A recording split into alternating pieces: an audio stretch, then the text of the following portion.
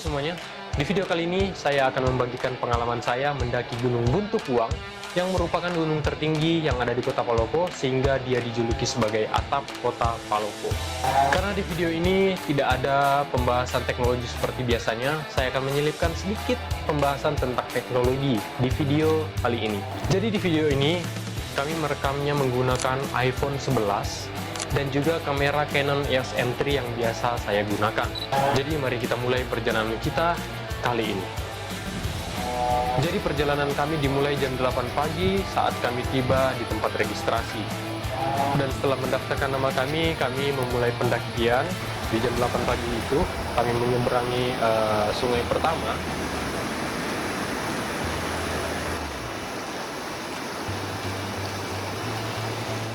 Dan di jalur ini terbilang masih sangat oke lah, masih masuk akal. Karena jalurnya memang dibuat oleh orang-orang sekitar atau warga sekitar untuk menuju ke kebun mereka yang ada di gunung tersebut. Gini guys, kita kan mau ke Buntukuang ya. Ini kita baru nyebrang sungai. Dan kira-kira ke pintu gerbangnya itu kira-kira sekitar 4 jam. Jadi total ke atas itu totalnya ada 8 jam. Jadi kemungkinan kita akan sampai di sana habis tengah hari, oke? Kita lanjut.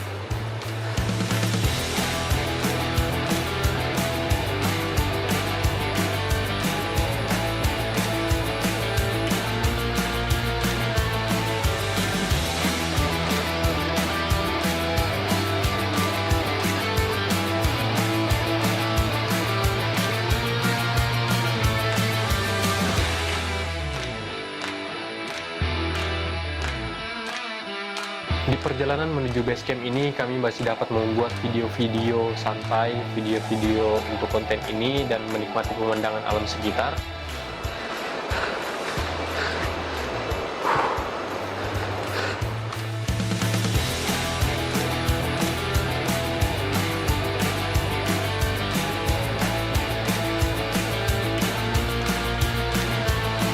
Sumbang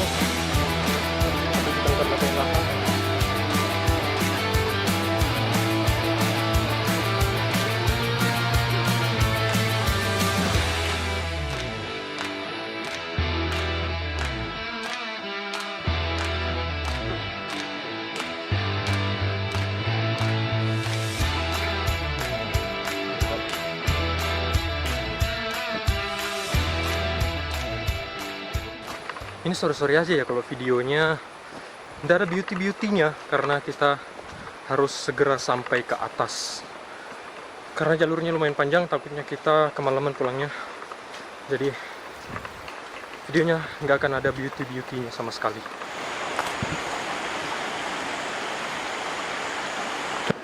Ya, nyebrang lagi.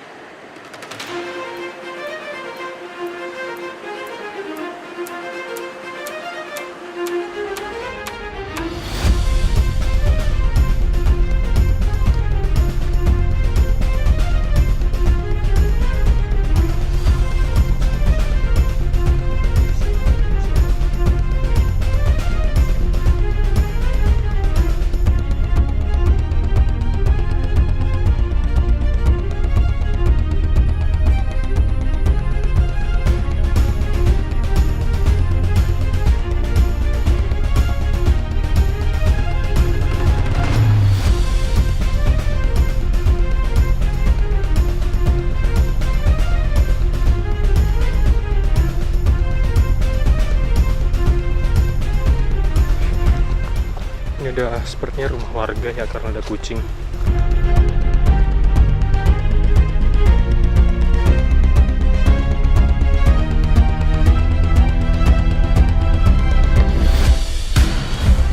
Kita gas lagi.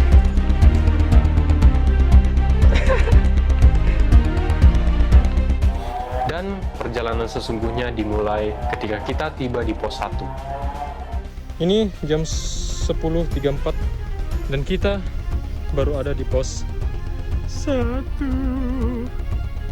Di pos 1 ini memang kami tidak mengambil istirahat, tapi setelah kami naik beberapa langkah dari pos 1 itu kami harus istirahat untuk mengisi perut teman kami karena dia mulai merasakan mual masuk angin. sehingga kami harus istirahat dan mengisi perut di situ. Kita istirahat di atasnya sedikit pos 1, tapi kayaknya masih panjang perjalanan, jadi kita istirahatnya tidak bisa terlalu lama. Gimana? Waduh.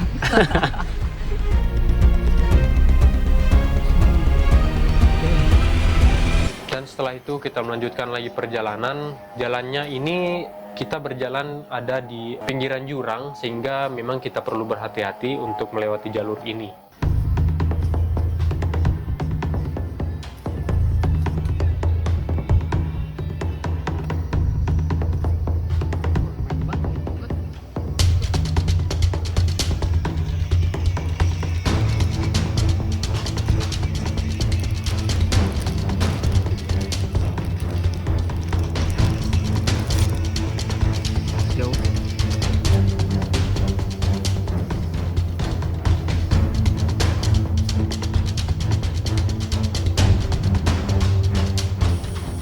Akhirnya pos 2 guys.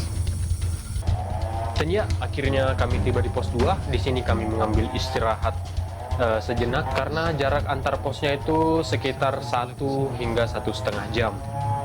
Setelah kami istirahat dan sedikit merenggangkan kaki kami karena mulai merasa rasa sakit di situ, kami akhirnya melanjutkan perjalanan lagi.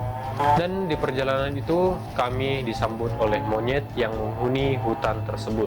Sayangnya kami tidak dapat mengambil gambar monyet tersebut karena setelah melihat rekan kami yang jalan duluan di depan, monyet tersebut langsung kabur dari jalan dan masuk ke pedalaman hutan.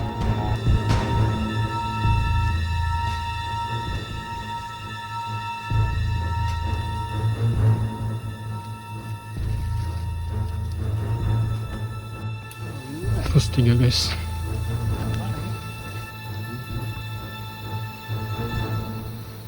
Gunungnya memang tidak terlalu tinggi, tapi tidak disarankan untuk pemula.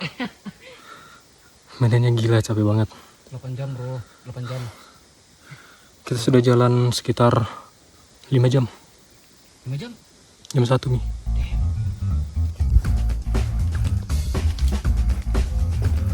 Kali ini perjalanannya benar-benar 8 jam. Udah 6 jam nanjak, belum dapat pos 4. Ini bukan bakso ini ayam kek.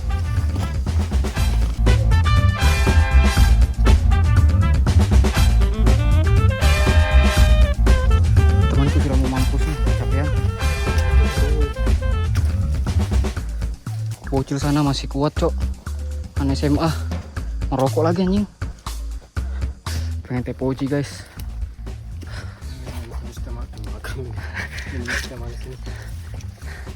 Teh poci rasa jeruk nipis. Singkat cerita, setelah sampai di pos 4, kami memutuskan untuk istirahat dan makan siang di pos 4 tersebut. Sekalian mengambil persediaan air minum dari sumber mata air yang ada di pos 4 tersebut. Rian sama Putra lagi ngambil air di sana, jalur ini. Jaraknya sih 100 meter ya, sesuai sama ini, 100 meter. Semoga cepet karena ini sumber mata air terakhir yang ada. Jadi setelah ini kita langsung naik ke puncak. Kata para pendaki yang tadi sih jalannya ke sana ke pos 5 sampai ke puncak itu udah landai. Tapi semoga aja ya. Dan patokannya adalah hutan lumut. Kalau kita udah dapat hutan lumut artinya kita udah dekat sama puncak. Ini pertama kalinya. So, let's go. Jernih. Mineral. Mata air. Wow. Bisa diminum, sudah minum. Coba lihat satu.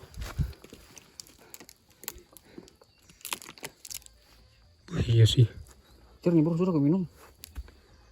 Itu orang botolnya. Mantap nih. Lumayan. Kalau bikin mie bah. Di sini. Iya.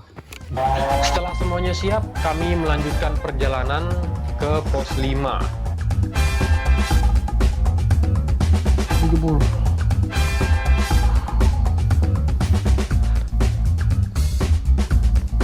Masih ada tanjakan guys. perjalanan ke pos 5 inilah kami mulai memasuki hutan lumut, di mana medannya pun cukup ekstrim di sini, sehingga kami hanya dapat mengambil beberapa footage untuk kami masukkan ke video ini.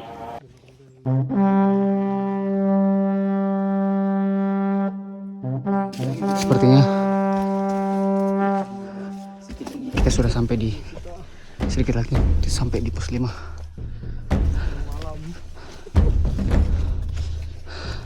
Nggak kebayang sih pulangnya gimana ya. Dan akhirnya kita tiba di pos 5 di sekitaran jam 5 sore, dan kami harus tetap melanjutkan perjalanan sekitar 15-20 menit untuk benar-benar mencapai puncak Gunung Buntupuang ini.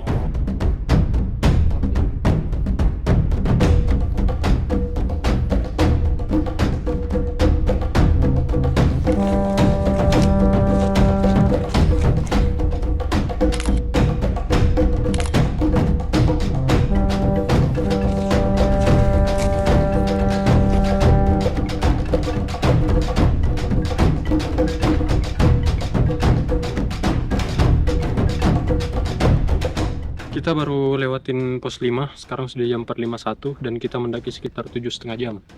Sebentar lagi kita nyampe puncak tempat orang ngecamp, paling sekitar ya 15 menit.